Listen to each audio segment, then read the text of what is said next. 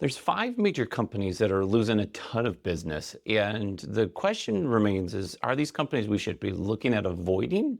And is there a reasoning behind why they're not getting business anymore? So let's go over and debunk some of this article and explain some of the pieces that you're going to see with the top five companies losing customers. The first one is going to be Geico, and Geico is about a 12 to 13% market share, which means they're huge. They own a ton of real estate in the insurance business. Now, because of that, they're actually ranked third behind State Farm and Progressive. They're one of the largest companies. And if you've ever seen their commercials, you see they have a 95, 90+% customer satisfaction. So why are customers leaving Geico and moving on to other companies? This is one of the debunks because in all honesty, I think it's the opposite. I think it's starting to switch. Now, Geico is one of those companies that they've been an everyman brand. So they're always looking to get new customers in any aspect. They're not really looking for the high-end cars and the high-end policies. At least they're not explaining that they are.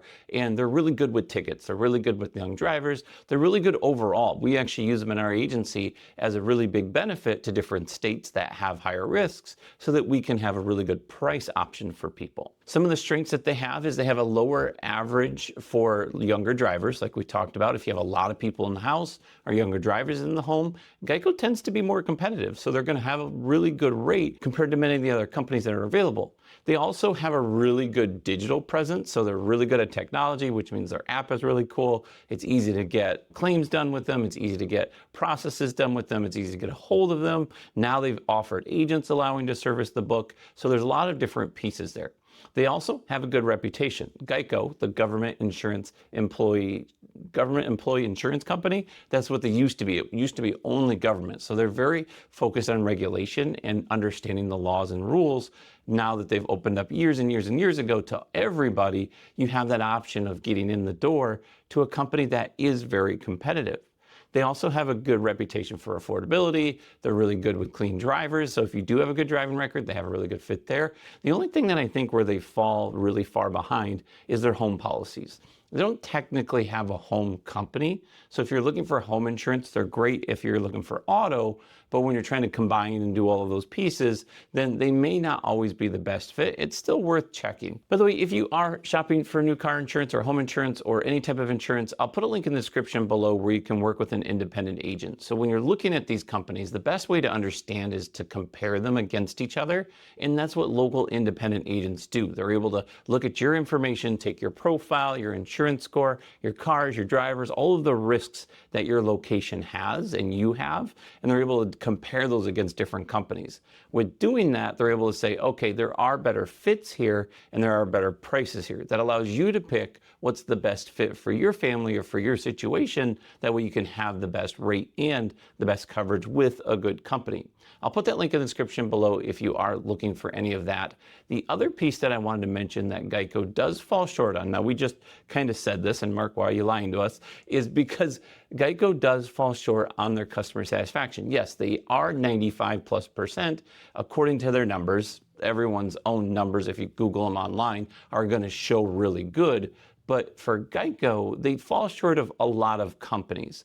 And I think that's going to change a little bit because they've recently allowed independent agents to work and sell their policies, which I think is going to be the opposite of what this article says. They're going to grow probably double, in my opinion, in the next 3 to 5 years because of having the availability to customers that want that really good price. They also are a little bit less flexible. Whenever you have a really good price, we talk about you get what you pay for. It's not that Geico's a bad company. It's just they don't like to play in what I call the gray area. So if there's a questionable issue, they're more likely to deny the claim than to approve it, where some of your other companies or your higher tier companies have a cushion, let's say, that they're willing to pay claims that even aren't covered just to make you satisfied. So one of those pieces is that they don't like to not cover what's not covered, and they do like to cover what is covered, if that makes sense. In general, they're seeing about 60% of their customers, according to this, that are leaving them.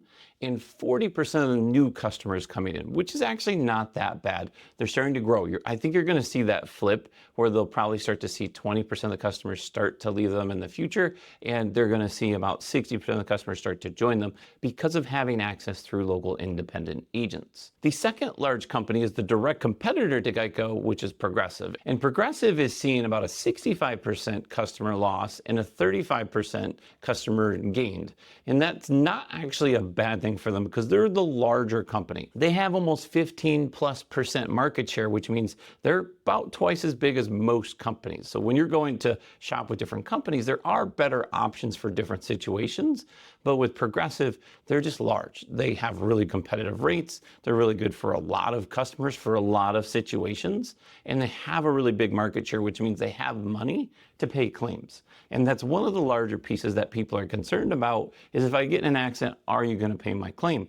Now, that doesn't necessarily mean that they're going to pay the claim. They're very similar to Geico in they only cover what's covered and they don't like to cover what's not covered. So they don't play in that gray area either if you're worried about having a situation that you might not be insured for. They're also really good where Geico doesn't have. They have a lot of add-ons. They have your snapshot. They have your vanishing deductibles. They have accident forgiveness in some states. They have different things that you can get for that policy, even savings deductibles that you can apply to that policy that not everybody necessarily wants, even like the car warranty that's now available. Those are some of the benefits that some customers want to have, and they're really good with that. Now, if you're the customer that has a lot of toys, that's where Progressive does shine a lot. They have really competitive rates there. So when you're bundling everything together, they're also competitive.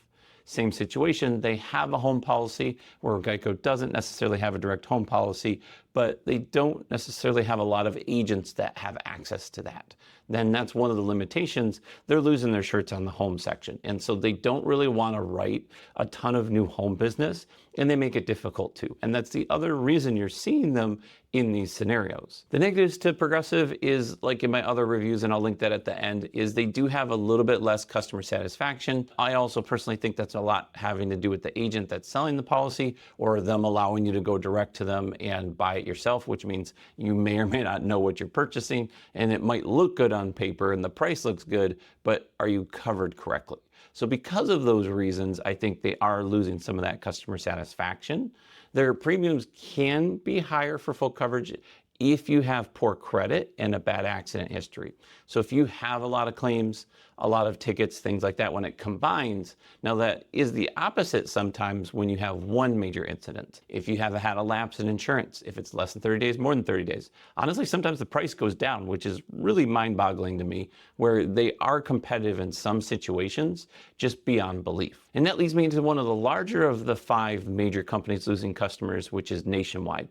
And this one's going to be a debunk because they say 72% are switching from Nationwide, which I find that hard to believe. Obviously, there's probably numbers backing this up, but 28% switch too. So very little people are joining Nationwide. A lot of people are leaving Nationwide, where I'm actually seeing the opposite. I think it's the reverse of that. Because of when COVID hit and all of the whole prices went up 20-30%, Nationwide didn't really raise their prices. What they did is they paused their business. That means that they're not personally looking for new clients. They're not so much a fit as much as they used to be. They're trying not to be competitive where Progressive and Geico are. They're trying to be the next tier above that. And because of that, they shut down the whole company as far as letting new customers in for the most part. Yes, they had pre-bind pauses and you could technically prove this, that, and the other and say that you are a good fit. But at the end of the day, they really just weren't looking for new business. That's why you see that low 30-some-odd% coming in the door where they're having more people go out because they made themselves less competitive for the riskier type of business. And now they're looking for the person with 2 cars. They're looking for the home. They're looking to combine everything. There's a major discount if you're combining home and auto, and they're very competitive. So when you are a good fit, they're going to be a really good option. They're not as big as the other guys, but they're massive. They're 2 to 3% market share, so you're going to see that. They have a really big financial backing. They're an I think A or A+ rated company, so their financials are really strong. They're willing to pay claims, and honestly, I think they pay too well on claims, in my opinion. I've had many customers that technically didn't even have the coverage they were covered for, and Nationwide just decided to pay the claim anyway. So that's one of those gray areas that we're talking about where your Progressive and your Geico are not likely going to cover that claim, and Nationwide most likely is. The other things they have is just as many options as every other company I've ever seen. Accident forgiveness, claims-free discounts. They give you discounts for having prior insurance for so long. They give you discounts for doing their telematics snapshot type system. I think it's Smart Miles or Smart Ride. Those are both two options they give you. And so they have a ton of options that can fit the budget for the right type of customer. Overall, I'm actually putting them in one of the top 5 companies in a lot of these videos. So as much as this article says people are switching from them, I call false on that. Now, be that as you may, I could be wrong in some states, depends on the location, but in most of the states, the 12 plus states that we've been licensed in, I've noticed that they've been a really good competitor. Now the weaknesses we already mentioned, they're not good with bad credit, they're not good with single cars, although they're good, but you don't get the extra discount if you're not adding a bundle, which they're giving 30–40% off for that. And there's just the scenarios, if you're not a fit for them, they're not going to be as competitive. There's not as many agents that can sell them, so you do have, because of that restriction, they're starting to lift it. They didn't let every agent under the sun just start selling them again,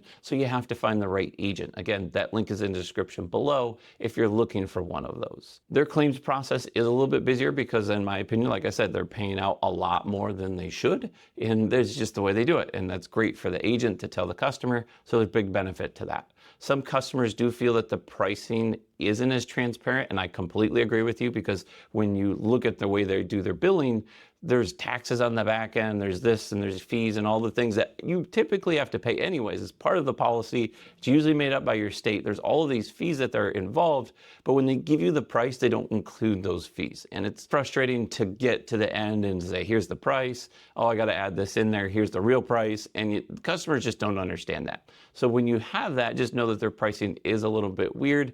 And then their digital presence, although is good, they do have some scenarios that I'm not a big fan of. The other major carrier losing a ton of business, and I actually have an opinion on this one, is Farmers Insurance. Now, Farmers is only competitive in certain areas, and they do have a large 4–5% market share. So again, big company, lots of losses, lots of gains. They are about 66% losses on new business customers coming in, and they're about 34% of new customers coming back. So that's also low, but I think that's more of their process, because Farmers just knows their locations and insurance score, which is credit-based, is really just focused on that type of person.